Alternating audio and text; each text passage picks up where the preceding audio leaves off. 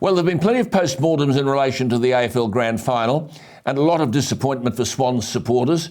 I said earlier, never mind, you've got a young team, all you Swannies, and you've got a good coach and your time will come.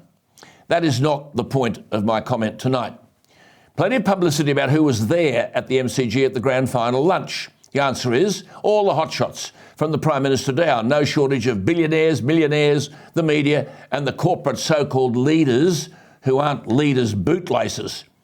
Plenty of people from the Albanese government and the last Morrison government, state premiers, big business. But what they don't understand is the public are awake up.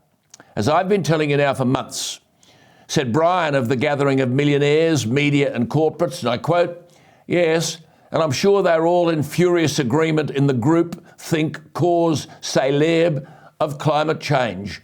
Meanwhile, we mere mortals struggle to pay our power bills and or go cold."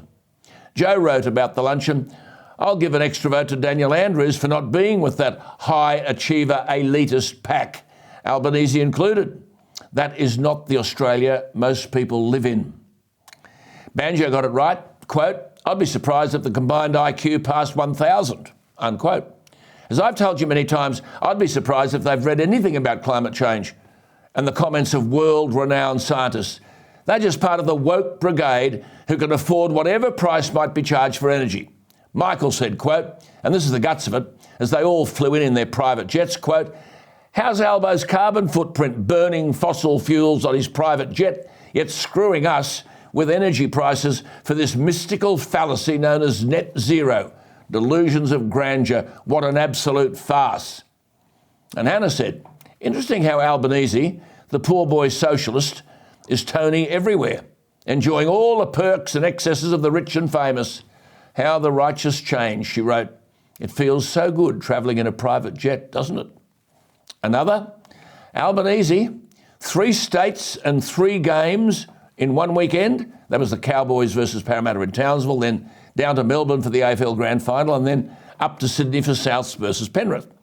Says Karma's sister, "That's got to be a record. Melbourne, Sydney, Brisbane."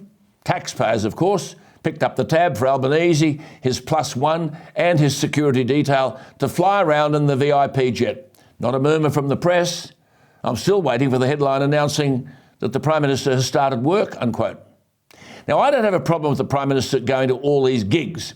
What I do have a problem with is the same Prime Minister telling 34 OECD members in Paris a couple of months ago about climate change, and I quote, "The fight against climate change must be at the heart of global cooperation. Our goal is for Australia to be a renewable energy superpower," unquote.